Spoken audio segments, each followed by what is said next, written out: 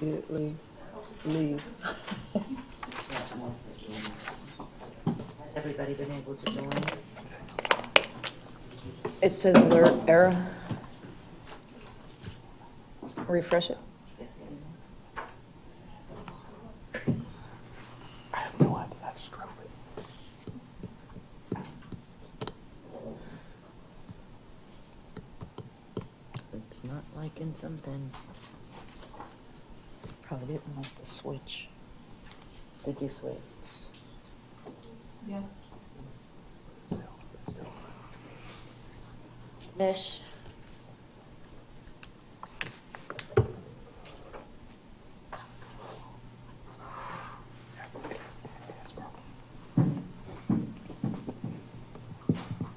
Never mind. It looked like it was coming up. Oh, wait, on second thought. After I closed it. No, and- just kidding. I just wanted to let you get some steps in. All right, is everybody joined? You joined? This is the best. She's always ready to go. Good? Okay, all right. Good afternoon, everyone. Today is Thursday, March 8th, 2018, and we are in the Commission Chambers, and I call the Road and Drainage District Governing Body Special Meeting to order. Present are Commissioner Hanks, Commissioner McDowell, Commissioner Luke, Vice Mayor Yates, City Clerk Atkins, Deputy Clerk Pito, City Manager Lear, and City Attorney Slayton. Also have Assistant Chief Pelfrey. Thank you. And if you would, please make sure that your phones are on silent. I will do that as I'm saying that. And just to let you know, Mayor Carasone is in transit, or she may be here shortly, but she is not present at this time. With that, if you're able to, please stand for the Pledge of Allegiance, led by Commissioner Luke.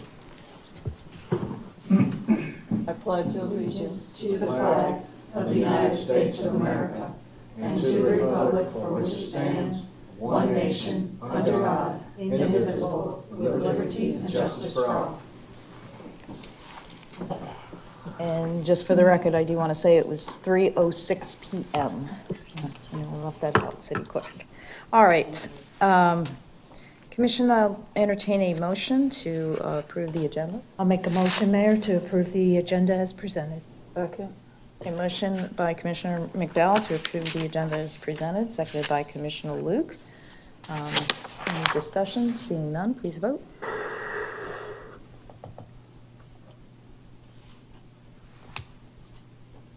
And that is approved 4-0.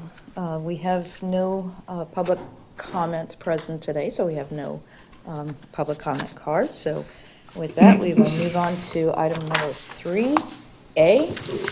And this is for the agreement number 2018-08 with Wright Mears Land Services, Inc. for the finished mowing and landscaping services based on unit pricing. City Manager? Thank you, Vice Mayor. This item is the one that we discussed at the last road and drainage meeting not that long ago. We brought this back with some clarifying tables in there for you, as well as to clarify that it is based on unit pricing, which we have done with the City Attorney's Office and the vendor. Ms. Belia is here from Road and Drainage, Public Works Director, if you have any questions. All right, and do we have a presentation? Yes, ma'am.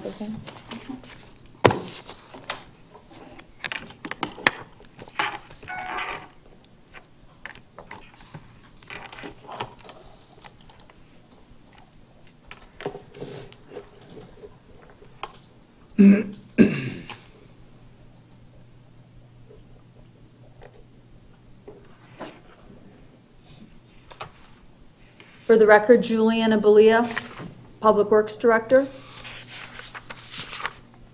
This is a request to utilize Wright Mears Land Services Incorporated for finished mowing, landscaping, and landscaping services. This is not the right presentation.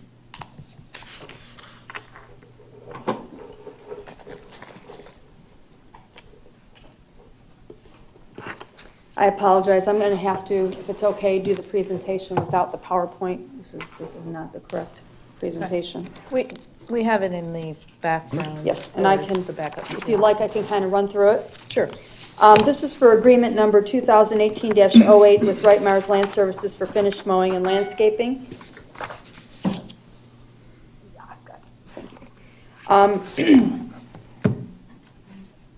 The Department of Public Works is responsible for mowing the city's rights-of-ways, and for several years this function has been increasingly performed by alternative service providers as well as in-house. Currently, Department of Public Works maintains 25,810.40 acres, 47% of the right-of-way areas. Alternative service providers maintain slightly more at 53%, 29,377.40, for a total of 55,187.80, which is 100%. Some of the primary benefits of being able to utilize alternative service providers is that it allows Public Works to be able to do other tasks, such as stormwater drainage maintenance, street light and traffic signal repairs, water control structure maintenance, and sidewalk repairs, just to name a few. Under the proposed contract, we have improved the language and scope of services, which addresses some of our former issues that we have encountered with previous alternative service providers, primarily with respect to project management and performance issues. Also, under this contract, we've included language in it that the city's operations and maintenance manager will serve as the project manager for the city for this contract, and he will work quite closely with the project manager for, in this case, Wright Myers, to ensure that the proper level of service is being performed and that all the terms of the contract are being adhered to. This particular agreement will commence, provided commission approval is granted, beginning tomorrow, March 9th, 2018, and will run through March the 9th, 2021.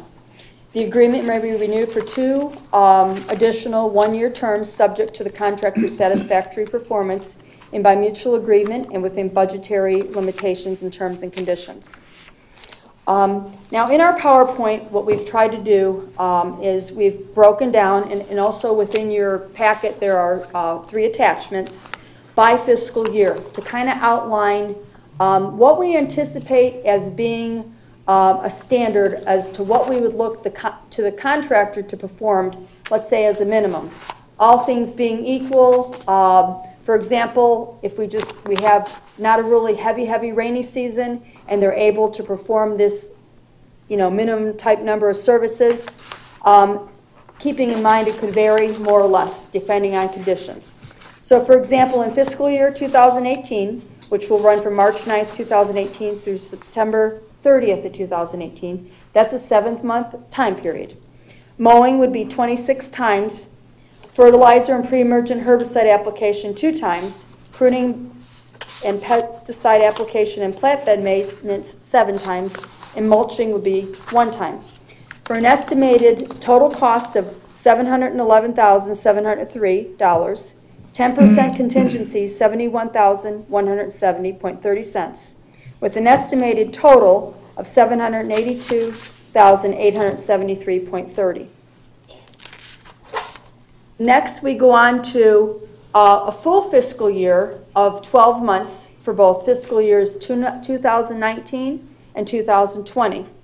In that 12-month period, we anticipate the contractor to do mowing at 36 times, fertilizer and pre-emergent herbicide application at 3 times, pruning and pesticide application and plant bed maintenance at 12 times, and mulching at 1 time, for an estimated total cost of $993,219, 10% contingency, $99,321.90, for an estimated total of $1,092,540.90. Now that is for a 12-month period for 2 fiscal years, 2 full fiscal years, including your 10% contingency. The final portion of the 3-year contract is in fiscal year 2021.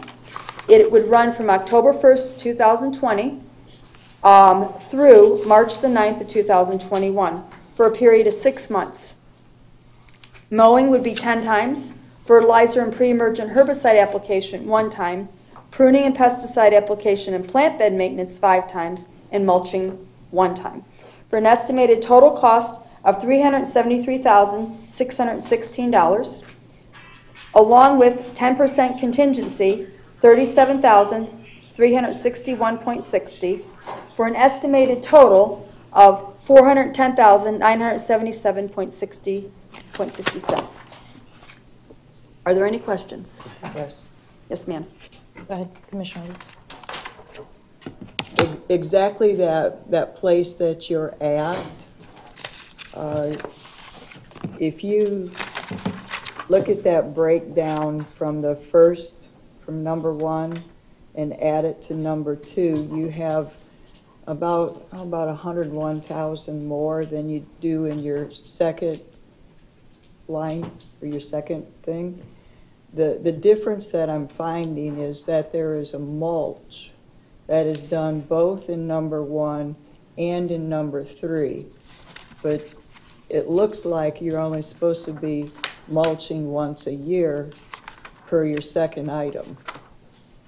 So I'm wondering if that mulch in the number 3 even needs to be done, and if that is what's causing that to be about 101,000 more.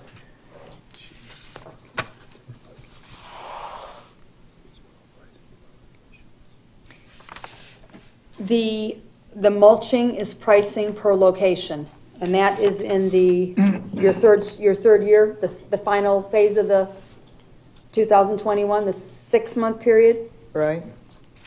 Go ahead, Chuck. You want to try to explain? Because it's, I'll state your name and stuff. Yeah, Chuck Speak, Operations Manager, Public Works. Maybe I don't understand your question. okay, in this current fiscal year, The one we're in going to now. mulch once. Yes, ma'am. In the next fiscal year, we're going to mulch once. In the Okay. next fiscal year, we're going to mulch once. Correct. But then we 6-month have period. that short, 5 months and 9 days. Do we have to mulch in that 5-month span? And then we're going to mulch again the second half of that fiscal year? And I'm questioning because it's relevant that in item 2, you're only planning on mulching one time a year. Correct. One time in a you're- 12-month period. But in those shorter years, you're mulching each time. So if you're not going to mulch in the second half of that last fiscal year, then yes, I can understand paying 101,000 more. But if you're still going to put that in the next 3-year contract, you're doubling up on your mulching and you're costing yourself 100,000 more. Right, and we Does that wouldn't- make sense? We wouldn't do that. If we mulch in that last 6 months of this contract, if we mulch at that point, if we deem that it needs mulch, then we will not have, for that next short period in that fiscal year, we will not have mulching performed. Okay, just for a little tidbit, because I've handled these type of contracts before. If you're going to mulch in this second half of the year, usually you mulch at pretty much the same time. So if you're going to establish a routine of when your mulching is being done yearly, you may want to look to see if you really want to do it in the first half or the second half. Well, this past year, because of the issues we had with the contractor, we didn't get to mulch at all. So that's why one of the first things that we wanted to do when this contract was in place was get the mulch down, because it's overdue. And I would likely mulch in the early fall, before. After the rainy season. After rainy season's over, and then as we have more visitors come, to have everything spruced up at that point would be probably our normal schedule. Fall time. And- Fall. But you After want the to do it a rains. little early this year because you didn't get to do it Right. in this past fall. And the beds need mulch. It's been overdue. Okay, just wanted to throw that out because that was Okay. my observation, that there was a difference, and, it does cost 100,000 more for that extra mulch, but if we're behind in the mulching, it may be well worth it for that 1 year to be 100,000 more. Thank you. You're welcome. Anybody else have any questions? Okay, just a couple of things. And ultimately, with this 3-year contract, the attachment B, and I do want to express appreciation, the way that this was redone and put out there, it is very, very explanatory. So, and I did learn that all of those spreadsheets are not part of the attachment B, so it's just that one. But that is the annual full 12-month cost of what we're contracting for, the 36 mows, the 3 fertilizing, and the mulching, and then the pruning for the 12 times. Yes, ma'am, that is correct. And that's at the 993, 219. Yes, ma'am, that's Okay. correct. Ultimately, at the end of the day, if we find we don't need or need more, we can add on or take away working with the contractor. Yes, ma'am, that is And- correct. And they understand that it is in the contract that we have that ability, and we will only pay for what we receive. That is correct. Okay, so like Commissioner Luke's question on that final year, if the mulching sustained itself through March of 2021, when this contract ends, we would not then include it for that period of time. That is correct. Okay, and it would be subtracted from the amounts paid to the contractor. That is correct. Okay. And with the breakdown that you've given, it answered a lot of those other questions previously. So again, thank you very much for doing that. You're welcome. I'm not sure if you hit on it, but just to cover it more, the current contract, we thought that it ends March 1st. It didn't. It actually goes through the end of March. So Yes, ma'am. this contract will take the place of that temporary contract that was put in place, or that contract for the temporary period. And they're okay with basically ending that contract and starting now with this one. Yes, ma'am. That is Okay. correct. And Both we'll statements. have, and likewise, we'll have a savings from that because we're not going to pay for something that they didn't do all the way through March. That is correct. And that Yes, was what, 29,000 some odd? So, yes, Okay. ma'am, right around there. Okay. And I didn't hear you cover that, so I just wanted to ask it. Maybe you did? Yes, ma'am. But I just wanted to get that out there as well. Okay. All right, and so, and what you're looking for is, this is a guideline, this is the 3 years of a contract, and the annual amount, or the 12 period, is the 993,219. So we don't need to do that in a motion. In other words, the motion you're looking for today from this commission is to, whether or not to approve this contract. Because we've got the unit pricing as is in here and the flexibility that's written in it. So you're looking to approve the contract. Correct. Now, for purposes of information-wise, because we go with a fiscal year, it's anticipated that based on what the services are that were written in here to improve on the level of service than what we've been getting, we're probably going to have to do a budget amendment, but we are not approving a budget amendment at this time because we have enough monies in our budget for this contract, but you'll be coming back as you're utilizing the funds that are already allocated and shifting those. You'll come back with any shortage to replace. That is a multi-part question, so I'll see if I can answer them all at I once. was trying to throw it out there all at one time. Yes, you do not need to approve the amount because yes, you are approving the contract. The amount's in there, stated for informational purposes. It's just a practice that we've been doing since we had received a lot of information requesting that be in the title of agenda items.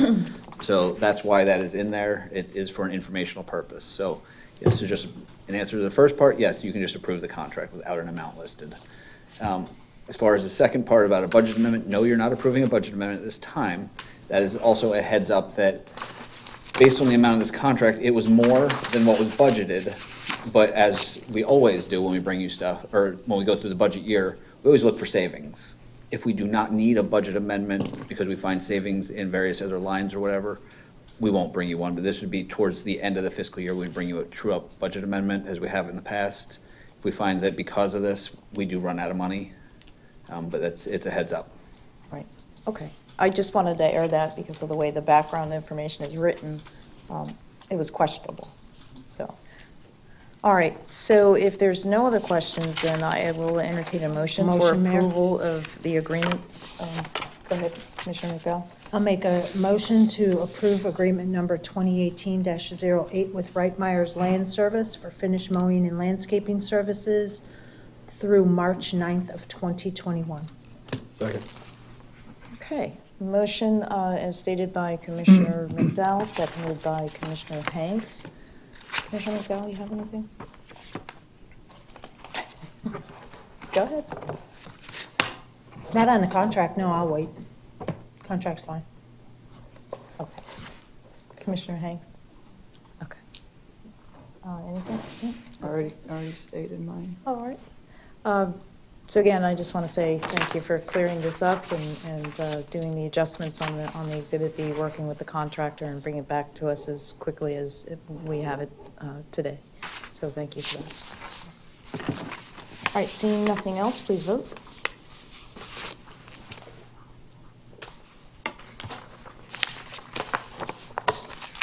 And that is approved 4-0. Thank you again. All right. Did you have something, Commissioner McDowell?